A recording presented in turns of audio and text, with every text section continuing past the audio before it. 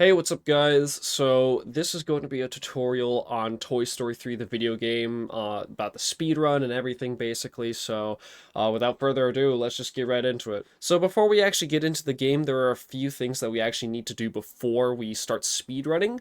And actually before we open the game, you can see that there is this December 2021 hotfix update. So prior to 2021, we would use the French language as well as a couple of other languages because there were some text boxes where if you played on a specific language, it would not be there. Like, for some languages, essentially, they didn't record the dialogue for all of the text boxes, so we could actually just skip them and we wouldn't have to listen to the characters speaking. But for this update, we actually have the dialogue in every single language. They put in all the voice acting and everything, so every single language has all of those text boxes. So that loses about a minute across the entire run, particularly in Sunnyside and in Haunted Bakery. Those are where most of the dialogue time losses happen. So to fix this, we actually technically change some of the files so that we can basically revert the game back to its original version, because otherwise the world record is basically impossible to beat. So if we go here to manage, go to the cog, go to manage, and then go to browse local files, you will open up the game files right here. So what you'll want to do is you'll want to go to data dxw and then go to sound. In here, you should find whichever language you're playing the game. You should see this dialogue English folder, for example. It'll look a little different if it's French, Spanish, or whatever. And you'll want to delete this file. Now you can either do that, or you can also get a custom dialogue file that was made by Izzy. It is in the resources tab on speedrun.com, and it basically allows you to have all of the dialogue that doesn't lose time present in the game. Because if you delete this file, all of the spoken dialogue that's not a part of an in-game cutscene will be gone. So the game will be very dead silent. So by using this custom file, you will still have all the dialogue present, but you just won't have the dialogue that loses time. So to actually get the custom dialogue, you'll want to go to the resources tab and download this save file here. And then once you get that, you'll want to cut that, go to Toy Story 3, then go to Assets, then go scroll down over to Say right here, and then just replace this say.zip file, and then you'll have all your custom dialogue without any of the time losses. If you choose to use the custom dialogue file, make sure to keep this file in here, otherwise all the dialogue will be gone, and otherwise now you should be set up. You can do either or, and once you've done that, then we can finally get into the game. So the very first thing that I would recommend learning when you're starting out is how to do infinite wall jumps. They are a very easy trick to do. You can do it consistently on any wall that you can wall jump off. Basically, you can see all of my inputs here on my Xbox controller that I'm using right above me. So you can see all of my inputs, what I'm pressing at any time. So you can look off of that in case that you need that and that helps. So for infinite wall jumps, you'll want to jump against this wall, for example, and press X is wall jump. So to do an infinite wall jump, you'll want to pause right around here in Woody's animation as he's facing away from the wall, and you'll want to hold the direction that you want to go from your wall jump. You'll want to hold like forward, for example, so you go back toward the wall.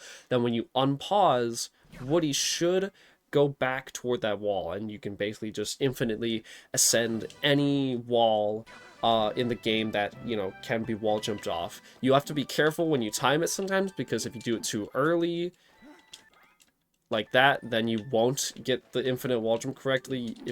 Sometimes you can kind of tell based on Woody's or any of the characters' poses if that infinite wall jump is good or not. So for this, for example, you can see Woody's legs are kind of still attached to the wall. So if I try to hold forward to go toward the wall, it's not going to work because I did it too early. So that's infinite wall jumps in a nutshell. And they're pretty easy to do, and they are vital in the speedrun, as you will soon see. So let's get into the first level. Now, this first level is very basic. All you need to do, really, to go faster at all is hold forward. You can do this jump at the beginning here, where you hold left, and you kind of, like, take you kind of force the camera to go a little farther forward, a little faster than it's supposed to when you do that jump there. However, you don't have to do that jump at the beginning because, you know, it's not difficult, it just saves a little bit of time. Otherwise, for this entire level, you just want to be holding forward the entire time. It may not look like it's saving any time, but it is. It's saving a little, like about a second across this entire section. So, anyways, this whole area is pretty straightforward. There's not really anything until the very end, so we'll just get there. So on this last turn here, you can take it kind of inside like that, and if by going against like that invisible wall for a second, it makes the camera go forward a little faster than it otherwise would, so that does save a little time. And to skip cutscenes, you'll just want to press any button as well. So here, this is the actual level. So from here, it's pretty basic. This is a pretty basic level. You'll just want to do some dashes forward. Now here there is going to be a cutscene where Woody will get knocked back because of an explosion. You can frame perfectly dash through the cutscene, or the trigger, and avoid getting knocked back, but it's very difficult and not the most consistent, and it's probably frame perfect. So it's not necessary to learn. What is necessary to learn, however, is right up here. This is cutscene skip. And so right here, there is a cutscene trigger that is right on this fourth plank. So it's right in front of the plank that I'm standing on. So it's a short 5-second cutscene. It does not lose too much time, but to skip it, the skip's actually really easy. So you'll want to go on top of this little rail here, and you'll want to basically kind of make sure you align yourself so that you're going like straight alongside the track, and then you'll want to jump around like this, and then you'll jump around the cutscene just like that. If you turn too early, you will still activate it, which will lose you a little bit of time. And then, and also, to make that jump easier, you can also press the right trigger to throw a ball. Throwing balls actually makes your air time last a little longer, thus making you have more leeway to get the trick. Now, for this next one, this is Orphan Skip. So this is basically a jump. You need to go around this building and get to the other side, but it's very difficult because the camera is stuck back here.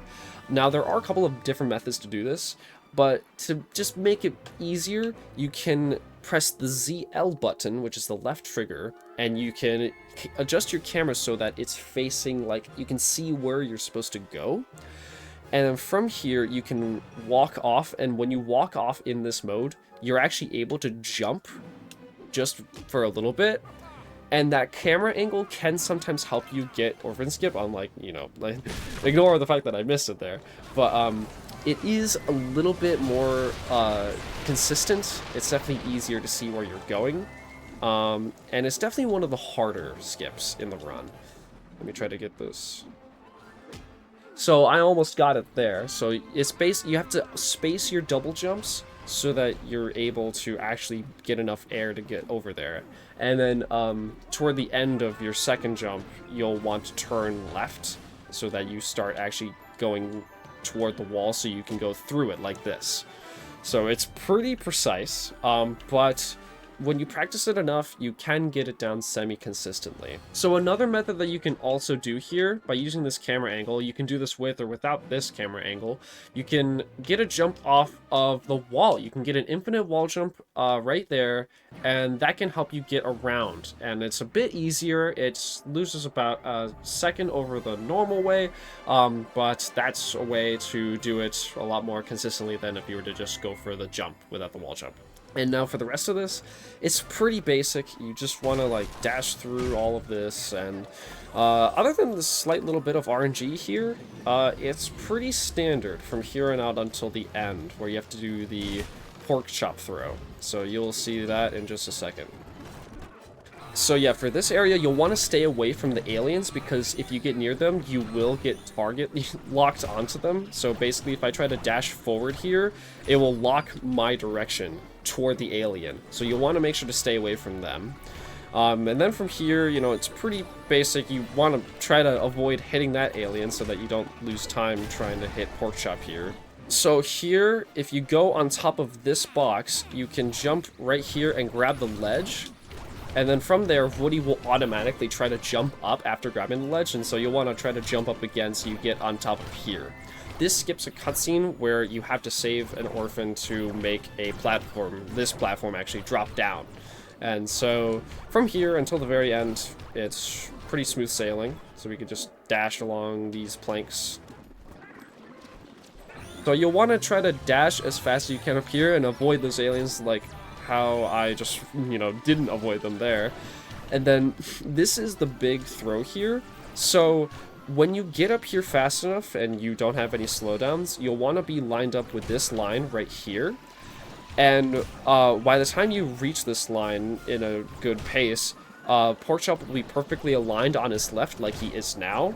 And then from back here, you can throw your ball and hit Porkchop's bullseye, or his target, from here. So you'll want to jump like that, double jump, and then you'll want to just hope that you've aimed correctly, basically. Once you get the timing and the movement down, it is pretty straightforward.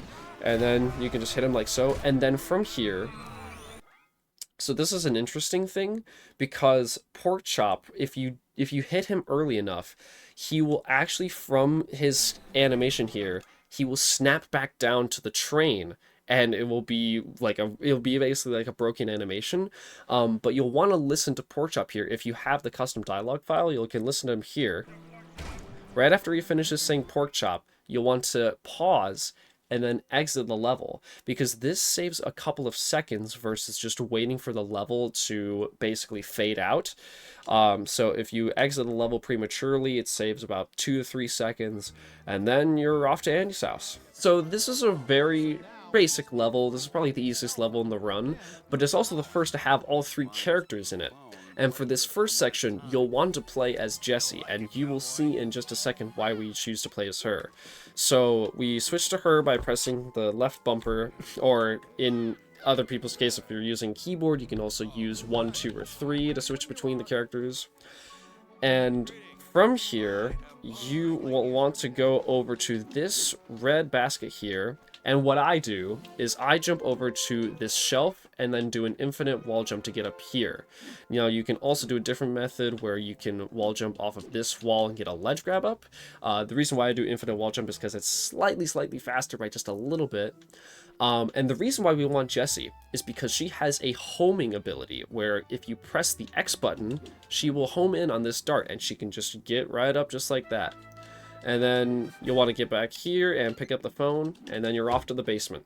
So this area has gone through a couple of different evolutions, but the current strat we do is we use Woody for the entire level.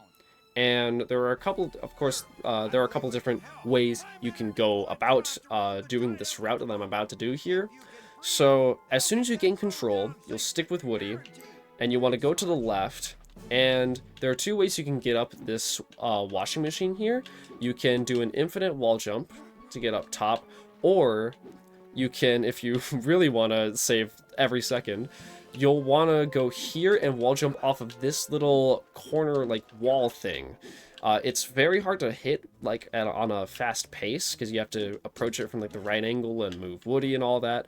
But infinite wall jumping is much easier at the cost of like a second.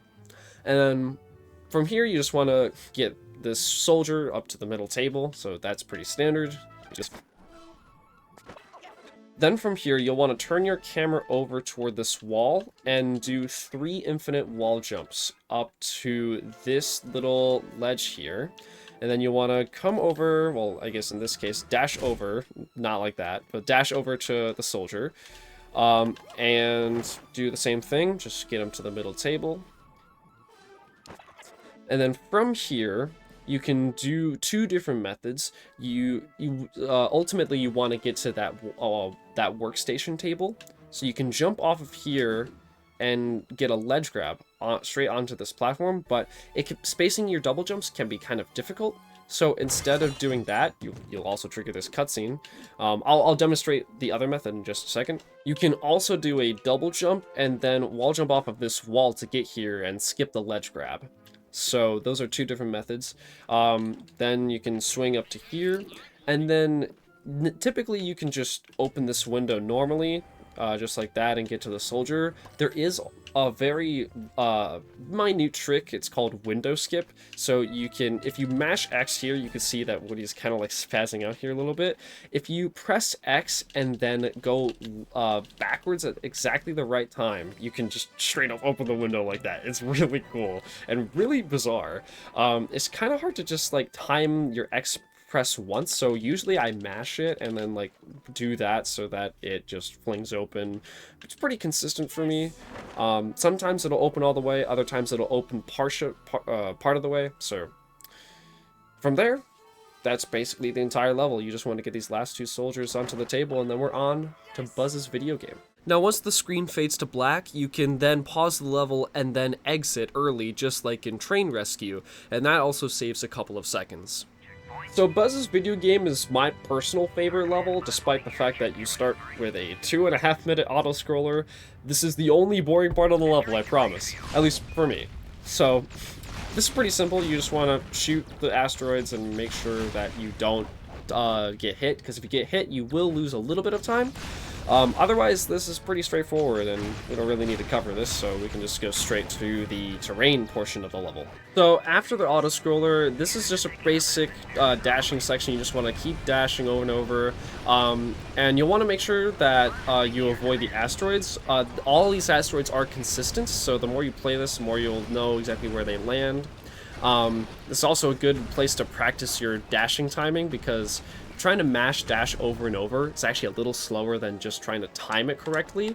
Like, you know, doing this, it'll basically give you like a longer dashing animation, and it won't be as beneficial. So, anyways, from here you can dash up along this, and as soon as you hit this checkpoint, then, you know, you can just screw around until you end up in the fun... Sorry, I almost shot my controller. The fun platforming section where Buzz somehow doesn't die. So this is a pretty basic area for the most part. You can squeak in some cool dashes that saves a little time. Like here, as soon as you get control, you can dash twice, then get onto this platform. And this is the only level where you can use Buzz's jumping jetpack thing, so that's very beneficial. From here, you'll want to ground pound on the far side of that platform. Same here. You'll want to be here because when you ground pound, the platform separates into chunks, so you want to be on the platform that goes toward this big area. Now here is what I like to call, well, I guess it's called crystal launch, or the early crystal launch. So you'll want to press the left trigger and destroy this crystal, and if you time this correctly, you can dash toward the crystal and launch into it, or get launched from it before this cutscene starts. So as you can see there, I didn't get it because I actually got knocked back. You'll want to make sure that you are far enough away when the crystal blows up that you won't get knocked back.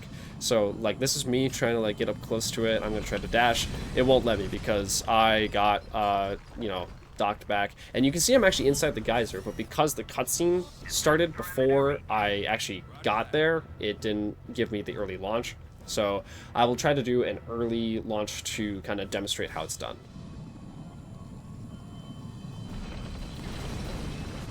So just like that, you'll want to time your dashes good so that you're actually able to get enough speed to make it to the geyser, and this saves about 5 seconds. Then from here, sometimes you will fall through the platforms here if you're not careful. It can be a little bit infuriating when that happens, but it only loses you like 3 seconds if it happens. From here, pretty basic platforming. And the optimal thing to do up here is you want to destroy this crystal, and as soon as it's destroyed, you want to jump toward these platforms that spawn out from under it. And then you'll want to go over here. You can see you have to destroy this crystal here, but you don't want to pull out your laser yet. First, you want to get closer to this area, because as you can see, there are these 2 platforms here that are just kind of inside of the ground. And as you approach this platform, or this platform, whichever one that you choose, you'll want to use your laser right around here, start destroying it, and then as soon as you get above the platform, you want to ground pound that platform there. so that it basically overlaps two cutscenes at once. You can see the end of this cutscene here where it cuts to that small little robot. That's actually playing the end of a different cutscene that was supposed to play. Let me show you what happens when you don't ground pound the rock at the same time. So if you destroy this crystal normally, you'll get this cutscene here. It's basically the same as what we just saw. So basically, when you ground pound this, another cutscene will play.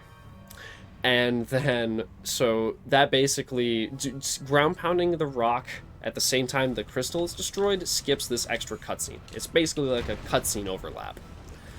And then from here, you can get onto this geyser, if we get over here. And when you destroy the crystals and all of that, will change what pattern you get in this area. So because I demonstrated the other stuff, I didn't get the normal platform pattern that I usually do. So I'll put up where I do the platforms the normal way that I usually do them when I get the skip. So I'll just leave that there. And then when you get here, you obviously don't want to destroy that crystal there, because instead, you'll want to dash over to this little corner here, and as soon as you get off there, just jump off. You want to jump off kind of like right around here onto this area. So it's kind of, once you get a feel for it, you can hit this almost every time. It's a pretty basic alignment. And then once you're here, you can walk along this out of bounds plane, and then you'll walk up to here. So you have to walk up around a bit to actually get up here, and then you'll want to double jump and then start infinite wall jumping off of this wall. Now you'll want to do about 14 to 15 total infinite wall jumps to get above the invisible wall here, because this crater that's right in front of us has the Zurg fortress loading trigger. So as soon as we get over this invisible wall, you want to hold forward right toward this trigger, and then you'll land right into it and skip the whole third crystal area. So that's a big time save. So then for Zurg's Fortress, it's pretty basic. This is also the infamous level where we really want to find Zurg skip. And it basically just means that basically we've been trying to find a way to break this level in every way conceivable, because it's very linear, and there are not a lot of skips. So finding a skip in this level would be huge, because it's about 5 minutes of just gameplay and stuff. So really all you want to worry about is just get through these vents without bonking any walls, because that can definitely be an issue. And then you'll get to these cylinders here. So you'll want to, on this one, it's pretty simple. You'll basically want to grab onto the bottom ledge here, and then you'll want to jump and then do another double jump after, basically jumping off of the first cylinder there. And then you'll be able to get up easier and faster than if you were to just, climb this normally. So jump, double jump, double jump, and then you'll get right to that ledge there. So then after you get past this vent here, you will enter the first spiky hallway room. So you'll want to get toward the end of the hallway, but don't exit it quite yet. You'll want to stand right here, and then as soon as this hallway collides with you, you'll want to dash out of the way. So the reason why we do that is because if you don't do that, there is an extra cutscene that plays. It's about 3 seconds long, and it loses you about a second if you get it. So by dashing right before the hallway collides with the wall, you basically avoid that cutscene. And then from here, you have these falling platforms. There are multiple routes you could take. It's very simple. I usually do a dash along all of these platforms here. Very simple. And then up here, you'll want to get through. You want to get through this pretty fast because these move faster than the previous ones. And then here is a trick that quite literally requires precise timing. Because as you can see, there's a clear opening there where you can get through and not risk being crushed. But that's slow. You have to wait 2 cycles to do that. So instead of doing that, you'll want to get over, you want to get here, and as soon as you hear, well, I guess as soon as like right before the spikes collide, you'll want to dash through, and you'll be able to squeeze through that little narrow gap that will, that's there, for you to actually get through. Buzz has a dialogue here when you come in here for the first time. It's consistent every time, and he says this trick requires precise timing. So you can kind of use that as an audio cue for getting that trick, because basically right after he finishes saying that line, if you've dashed perfectly into this trick here, you can almost always, unlike that, you can almost always time it so that you get through that without dying. Require precise timing. There's the example right there. You can hear the dialogue as soon as he's there.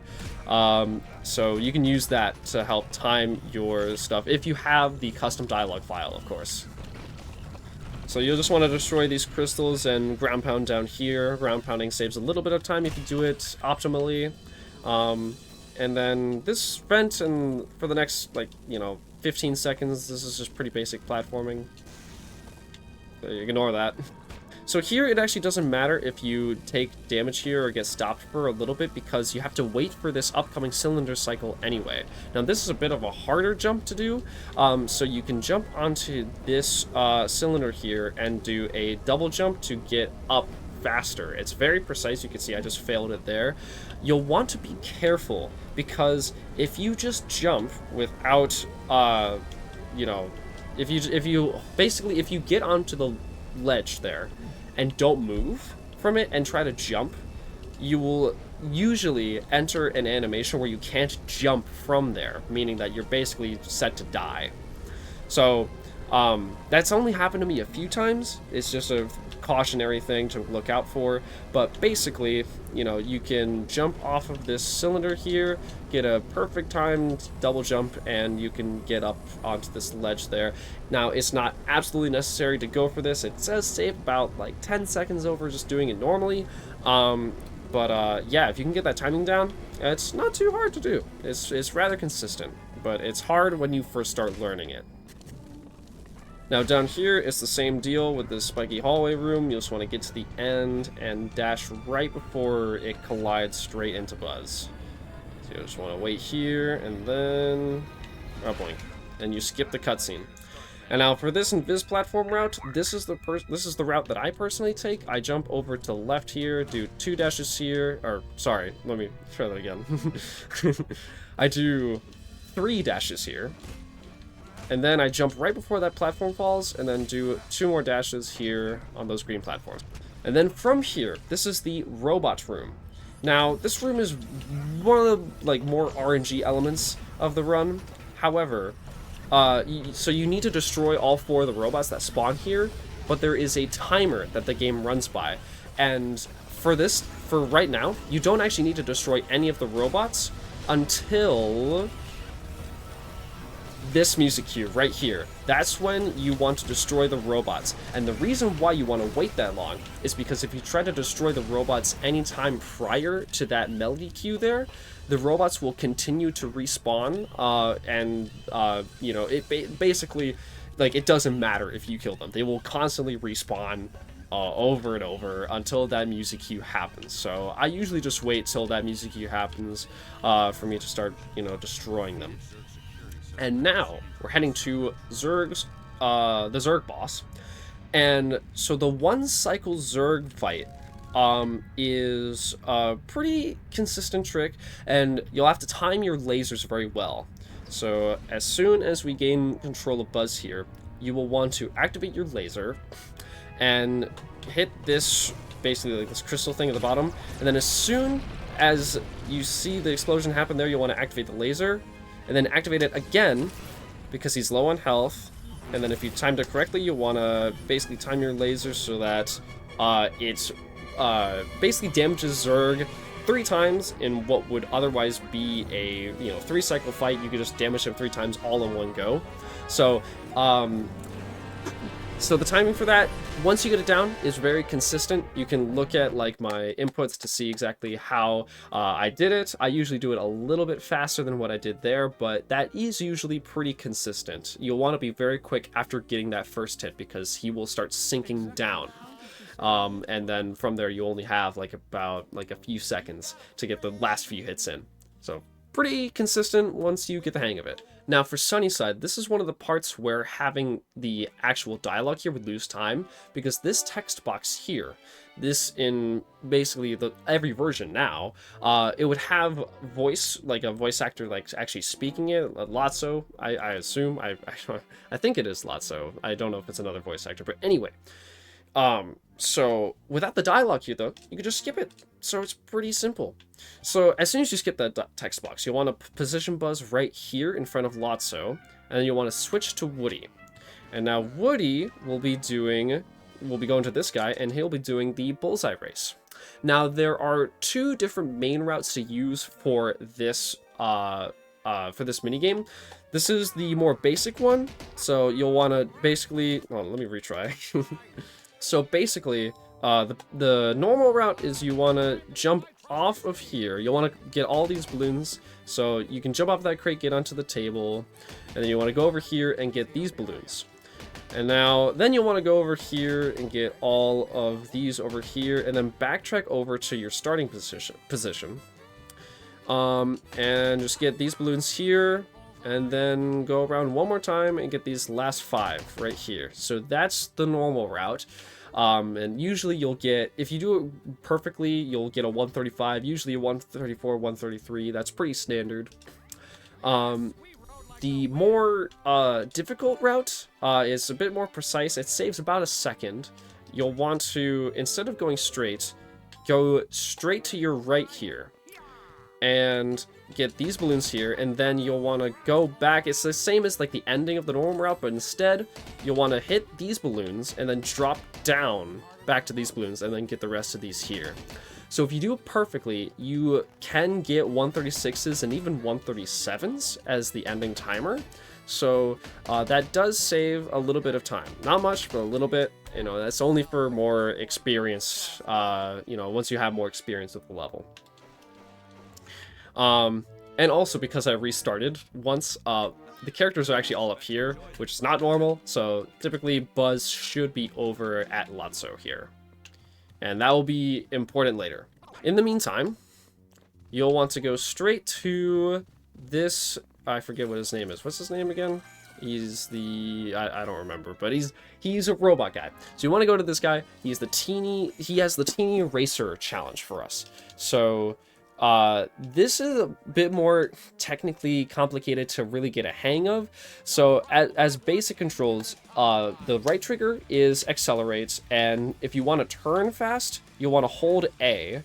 Holding A basically makes it so that you can get those really tight turns here. And Y makes you also flip around, so that's also helpful for turning really fast. So when you start here, you'll want to go straight backwards, basically straight to your left, so you go straight into this loop-de-loop. And then from there, in the middle of that loop, if you want to turn around and face upwards again, you'll want to hold the right trigger off of this, and then you'll want to, in midair, hold A and hold forward on the joystick so that Woody's car turns around and you're facing straight up. So that saves a little bit of time. Otherwise, you kind of look like this. And he has to flip around, so it saves about a second. And then from there, you'll want to turn and get these boxes here. And then what I do, so the routes differ here, but typically when getting this box, when approaching from back here, I turn around and then do a sharp turn up onto this ramp. And sometimes it's a little difficult, but basically you'll want to turn around and get up to this box here. And then from here, you'll just want to go get the rest of these boxes here, or blocks, I guess. So my route is a little difficult because of the quick turnaround you got to do. There are a couple of different ones. It depends who you ask, but that's the route that I take. Now, for this part, so since I restarted again, Jessie is over here, so that's also not normal. She is normally up here.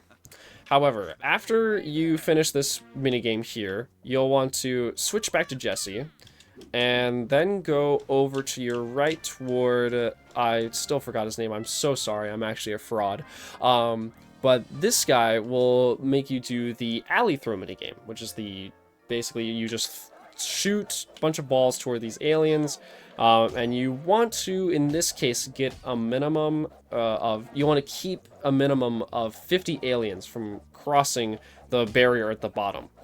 Except, actually, no, because you can, as long as you hit 47 of the total 100 aliens before you let 3 of them across, then you will actually still complete the minigame, and you'll be able to move on to the next level. For some reason, they didn't cap it off at 50, they let you have, like, 47, they let it so that you only have to hit 47 of them instead of 50. Don't know why they made that decision, but I assume the reason why is because when you let 3 aliens across, you know, 3 plus 47 is 50, so I guess maybe that's like the total number of aliens that both got through and that you hit, I don't know. Anyway, so this is pretty simple, and, oh, I just failed.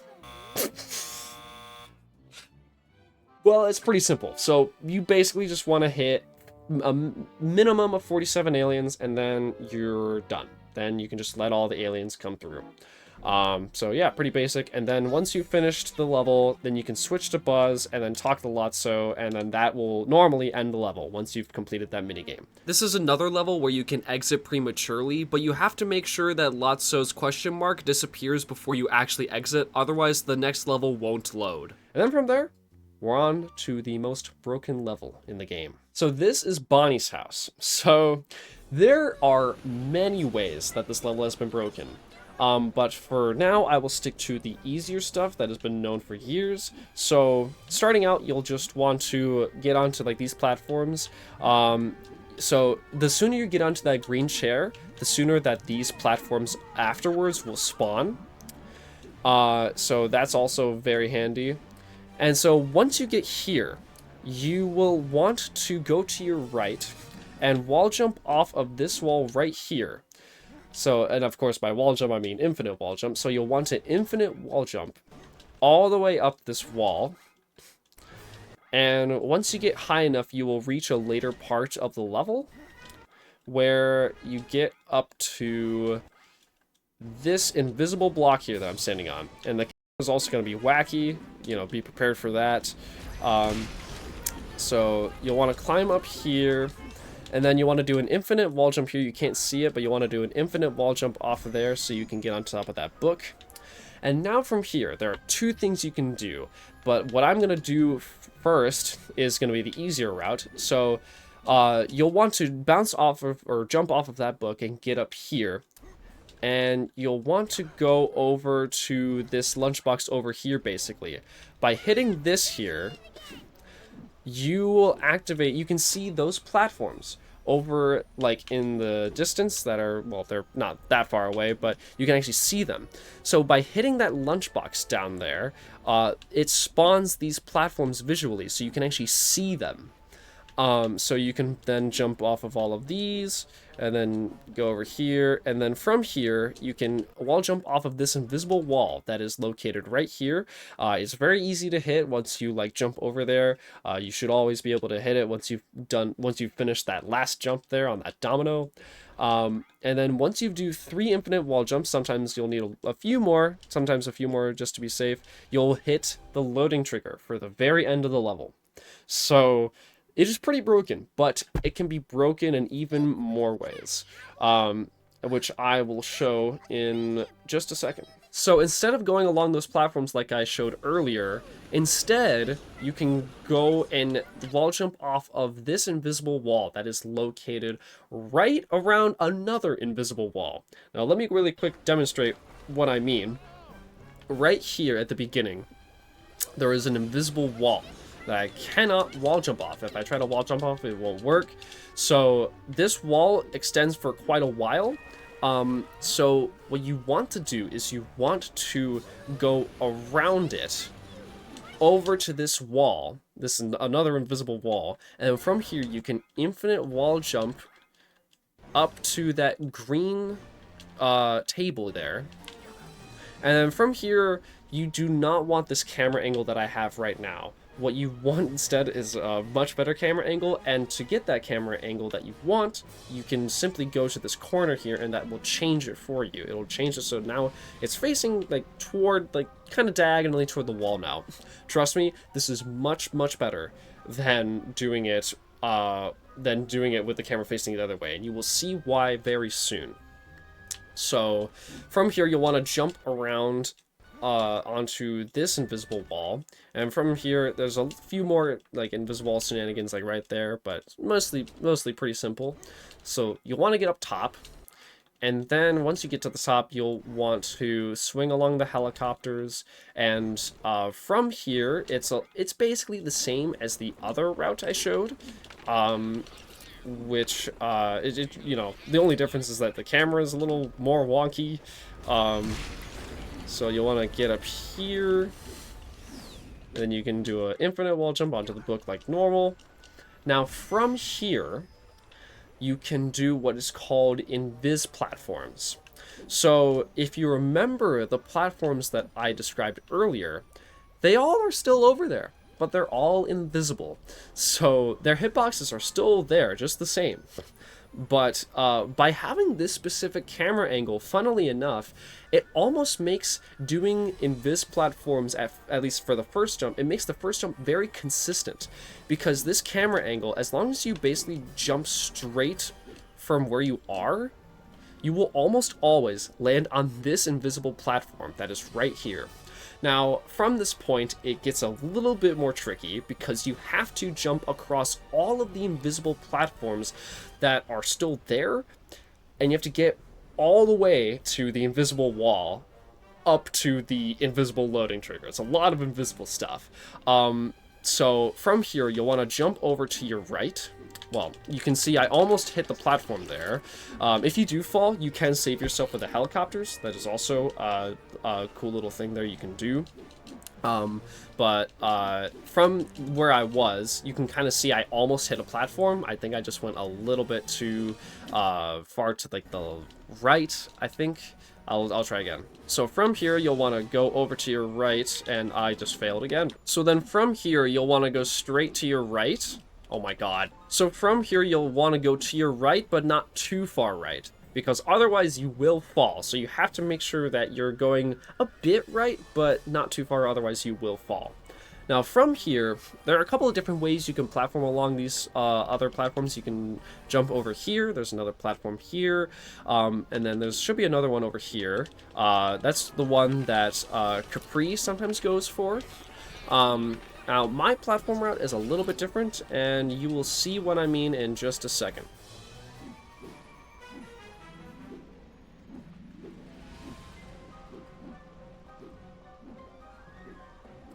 So that's kind of the advanced method of doing invis platforms, and the reason I say that's because it saves a little bit of time over just going to each individual platform, which is a little safer once you get that down. This is just a little faster.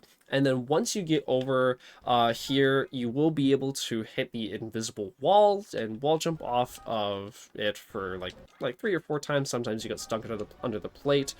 And then right now, I'm on the plate. It looks like I'm stuck and I'm screwed, but nope, you could just hit the loading trigger right there. So that is Bonnie's house, the most broken level in the game, by far. Thankfully, this level is even more broken. So as you can see here, this is pretty basic here. You'll just go along this rail. You can actually save a little bit of time here by switching to the other rail right here. It'll boost you forward just a tiny little bit. It's very slight.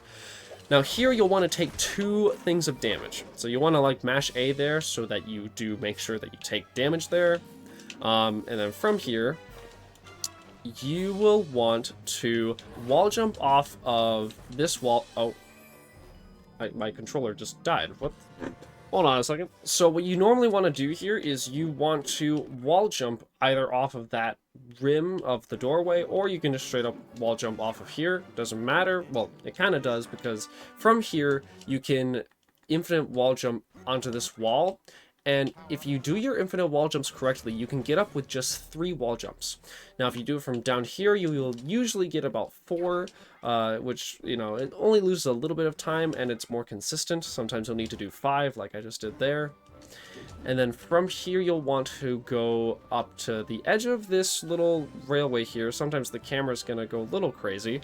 If you're, yeah, it's gonna go a little wild. So normally when you approach it from over here, you will want to jump over to your right. Now, it's your choice. You can do a infinite wall jump over to the rail, or you can do what I do and just, you know, I usually just YOLO it over there. You can do it without an infinite wall jump. And now that we have reached this rail, we are going to die. And you will see why in just a second after we respawn. So we will be right back in the same place we were at. We're going to do the infinite wall jumps back up to the top again. And then once we get up to the top, we are going to go up this invisible ramp. So what getting onto that rail did is that it lowers the death plane. The death plane right now, it's like a little bit below that floor. That death plane, after we had gotten onto that last rail there, just moved down all the way to the bottom of the ship. So now, if we go up into this invisible rail, we can go right here and ground pound all the way through the entire ship. And then from here, you can get onto this rail and get over to this platform. You sometimes don't even need the rail if you position yourself correctly. And now, the entire level's broken. These, normally there'll be lightning or electricity here that would be sparking at you, but there's nothing here because we got here early. And now, we just need to worry about this battery. Now, this battery can be a bit finicky and hard to control, but basically, what I usually do is I'll ground pound right around here, and that puts the battery in this position, so you can ground pound the battery, get it past that first hurdle there, and sometimes you'll get it stuck right here, so from there you can pick it up and just move it there, and you don't have to do any crazy movements. And then you'll just want to get the battery over to this capsule. And then from here, it'll be like a jump cut, and then we will get over to this area. So now the loading trigger to end the level is loaded in because we put in this battery. And all we need to do now is do a precise double jump and infinite wall jump at the end to finish it off. And that's the entirety of that level, for I guess both of those sections. Kind of like were both their own level in a sense, but that entire thing that we just did of Bonnie's house and the rocket ship was all Bonnie's house. And now we're on to Prison Break. So this is the shortest level in the game. And so the first skip that we do right here is very simple. You can go for 2 different methods. You can go for the infinite wall jump method, you just wall jump right over, or you can dash through this gate here. Now, the timing for this gate is a little bit precise. Sometimes it can be kind of finicky, like sometimes it won't work when it should, and sometimes it will work when it shouldn't. It's really weird. If you actually position yourself just right, you can actually dash through this without needing to pause, but it's not consistent at all, so wouldn't recommend it. I usually go for the dash through method, and I oh wow, I didn't even pause. And the reason why I do that is because it's slightly faster than doing the infinite wall jump, because you can get a dash out right after doing that because you're already on the ground. So from here, you'll want to avoid this red light because otherwise you'll be taken back to the start. Jessie is actually over there. This is actually like a 2-player level, but because we never use Jessie, you know, she's just kind of there. So we'll want to infinite wall jump up to here, and then right over here, there's actually an invisible wall along that blue barrier. The blue barrier actually goes up farther than it looks, so you can wall jump off of it all the way up to this to the top of the wardrobe here, and then you can either jump or dash across here. Usually a jump is safer, and you can hit this button right here, and that deactivates the light for Rex. And then to get there faster, to avoid having to go through that slow section to my left where you have to dodge the lights, you can just jump over here and land right onto this barbed wire that somehow doesn't kill Woody. And you can free Rex here. And now from this point, you'll want to... The camera's going to be a bit finicky here because as soon as you try to jump over here, it'll snap over to like right toward like that barrier over here toward this wall. So you'll want to be very wary of that. So usually as the Rex cutscene plays, I'll shift my camera over like this so that the snap when it happens isn't great. So what I normally do is I will jump over here and land onto this invisible ledge right here. So it's once you get like the angle down, it's pretty consistent, and then from there you'll want to just hop up and you can get like 3 dashes out. And then once you're over to this end here, you basically just want to make sure that you're aligned with this barbed wire. As long as you are, then you should be able to stay onto this invisible wall here without any problems. And then you'll want to double jump off of here and swing onto this little moth looking thing. And here is the flashlight cycle. So if you get here fast enough, you can reach a certain flashlight cycle that's faster than the normal one. So it's right around here. You'll want to jump around this flashlight and get around just before the other flashlight appears. So you'll only get that cycle if you do the previous parts that I just did really fast. And that saves about 3 seconds over what was the normal route. Normally what you do is... you'll wait for... No, I just got hit twice. You'll wait for this light, that light there to spawn, and then you can see those last two despawn, and then from there you can just... It's smooth sailing to the button. So that's the normal cycle. You'll just want to wait here, and then you're good. So it's pretty basic. And then from there, you can free Slinky. And then all you need to do now is get Ham free from his cage as well. So once this cutscene plays, you'll want to go straight down, like to your left, dash all the way until you get over to this little shelf here. You'll want to double jump off of here to get to the table here. Sometimes the ledge grab is really inconsistent. Not entirely sure why, but it's very finicky. So, but once you get up here, you'll want to avoid this flashlight, dash over here and get on top of this platform. And there's actually a little bit of wall that you can wall jump off right here. So when this flashlight goes up, you can hold right here, and you should be able to get a wall jump off. It's like a kind of like a hold. You want to hold like mostly right and a little bit toward the wall when you do that wall jump there. And then from there, you just get the button, get a bonus respawn there if you can, and then that's the level. This is also another level where you can exit early and save a few seconds. Now, after you finish this level, you will want to Alt F4 out of the game. Now, the reason why you do that is because the following level has a death plane that if you play the game for a while, specifically if you play Buzz's video game before playing Junkyard, which is the next level, the death plane will be much lower than it normally is. So you will see why that's important as soon as we get into the level. So this is Junkyard, the second to last level of the game, and the second 3-player level where Buzz, Woody, and Jesse are all present. And you do actually need to use all of them. But for now, all we need to worry about is saving these aliens here. This is basically like a bit over a minute where you just want to keep these aliens safe and make sure they don't get caught in the shredder down there. So it's pretty basic. So around here is when you should start getting ready to throw the aliens into that chute there. So I'm gonna like kind of like try to get them close-ish to each other. So right around here.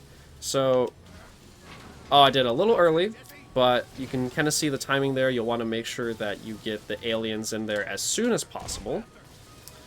And then after that, all you need to do is survive for the next 30 seconds until the conveyor stops. And then we move on to the real meat and potatoes of the level.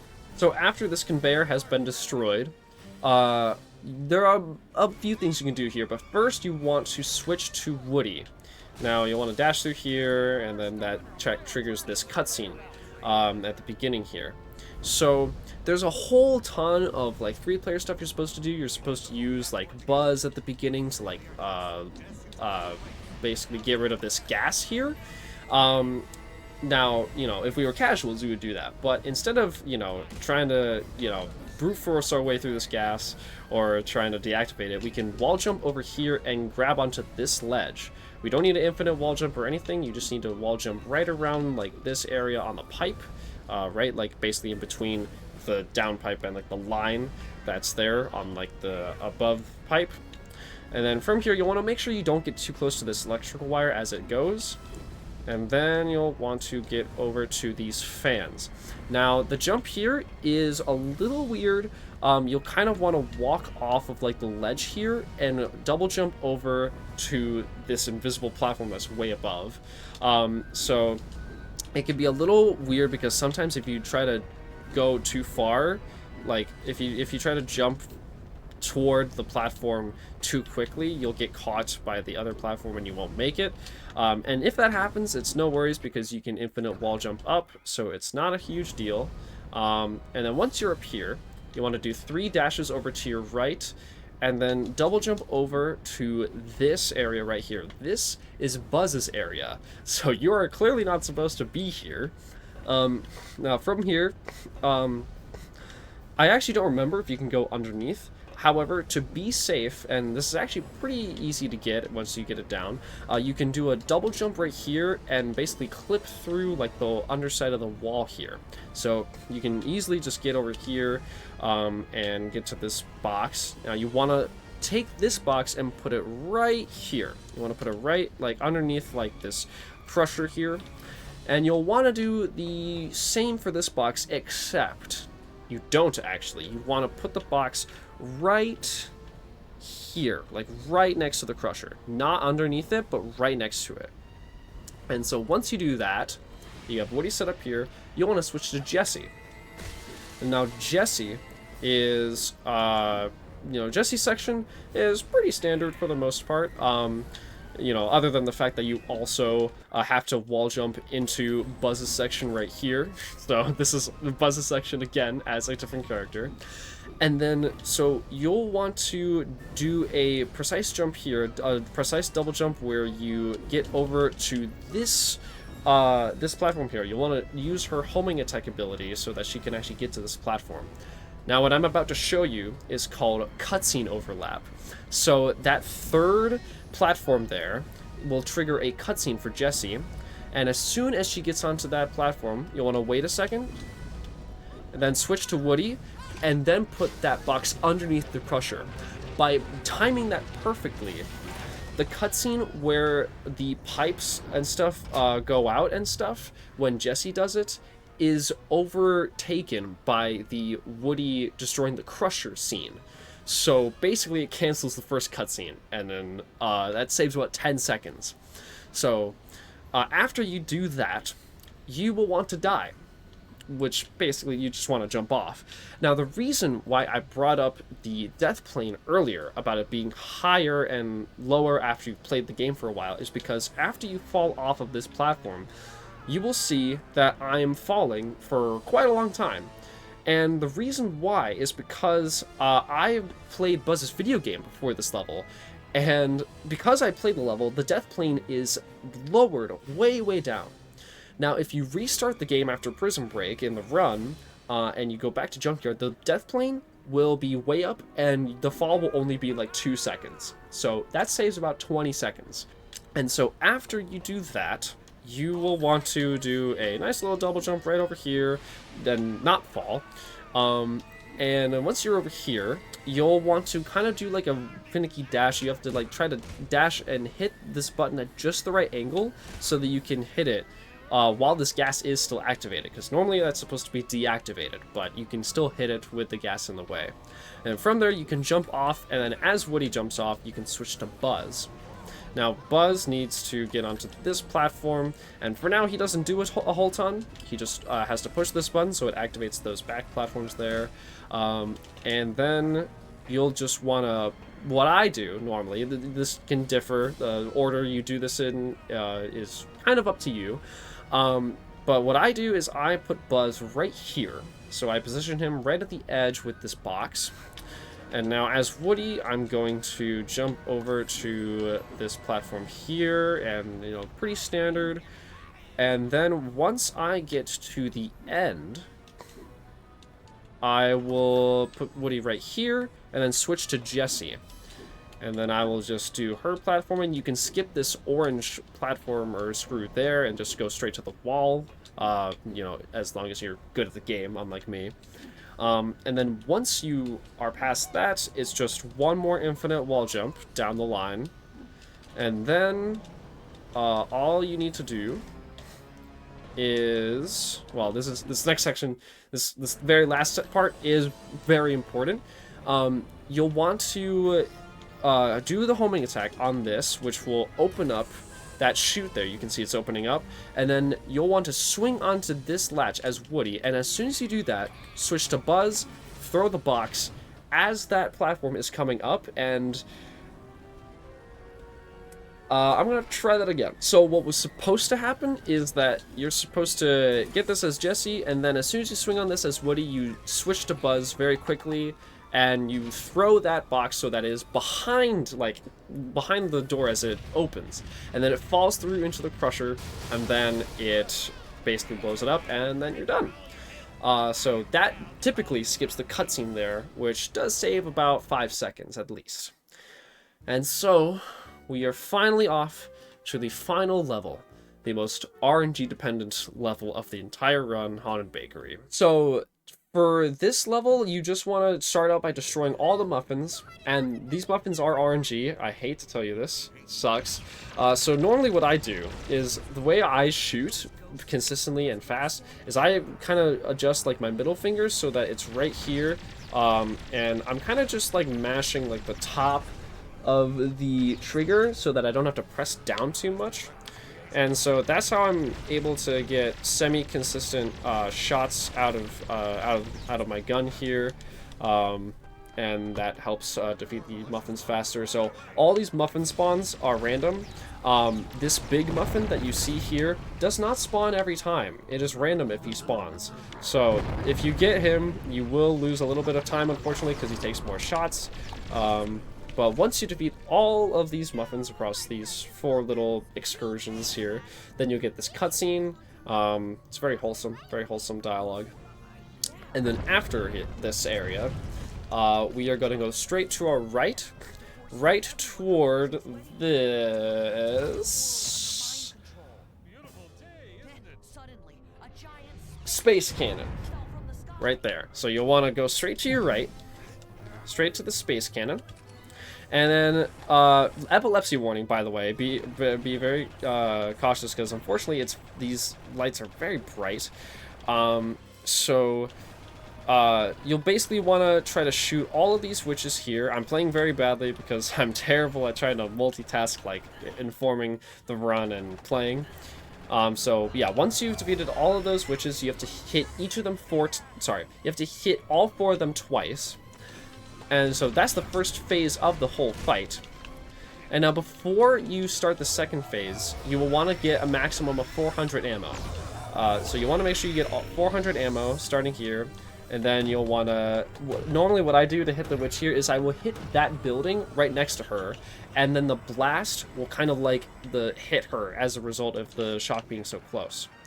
So for this third phase, this is a little different. You'll want to get 400 ammo. And then you'll want to actually dash off of the edge here. Now, the reason why is because as soon as you get up here, you have to like try to defeat these witches. After approximately about 25, 26, 7 seconds, all these witches will disappear. They will basically be gone. It makes this very, very consistent because these are very hard to hit normally. The only reason why I am trying to hit them right now is because the more damage that you do to those witches, the less damage you have to do during the big witch during this 4th phase. Now, because I had, let me see, Yeah, so since I didn't hit the third phase witches a lot, I still had to give all like 4 hits down. But if you get the third phase witches all the way down to like bottom health, you only have to hit that witch there once. So from here, get 400 ammo to spawn the next phase, or the last phase in this case. And from here, it's kind of a spray and pray. You just gotta keep like mashing and hope that the witches don't block your aim. And then as soon as you get the final hit on the witch, that is time. That is Toy Story 3, the video game, and the story mode speedrun. So there were a lot of weird mechanics and stuff with this game, but it's also really fun. I really enjoyed this game as a speedrun. A lot of what I also said here can also apply to the Xbox version, the PS3 version, and the Wii version. There are just little differences and stuff across them all. I've only played the PC and Wii version, so those are the ones that I'm most experienced with. But yeah, that's the game. So that's Toy Story 3, the video game on PC. So I hope this helps you guys, and I'm really excited to see anyone else who decides to speedrun this game. It's a really fun game. I hope it gets more attention. And yeah, thank you guys. I appreciate you guys watching. Have fun.